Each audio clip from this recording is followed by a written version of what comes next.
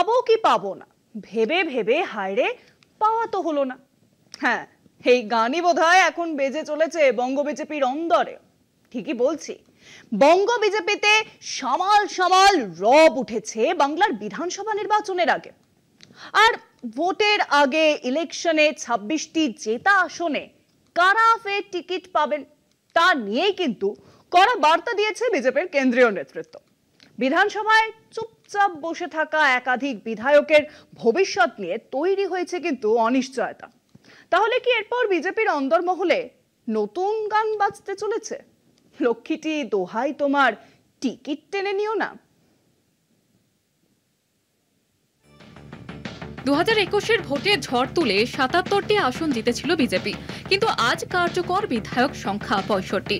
আর এই 65 জনের মধ্যে 22 জন বিধায়ক আছেন যারা গত 5 বছরে বিধানসভায় একবারও মুখ খোলেননি, প্রশ্ন তোলেননি, আলোচনায় অংশ নেননি। কেন্দ্রীয় নেতৃত্বের সরাসরি অভিযোগ, এরা কার্যত চুপচাপ যাত্রী, দলের মুখ কালিমালিপ্ত করছেন। তৃণমূলের বিধায়করাও একইভাবে নিষ্ক্রিয়। 294 জনের মধ্যে প্রায় 200 জনই প্রশ্নোত্তর বা আলোচনায় নেই।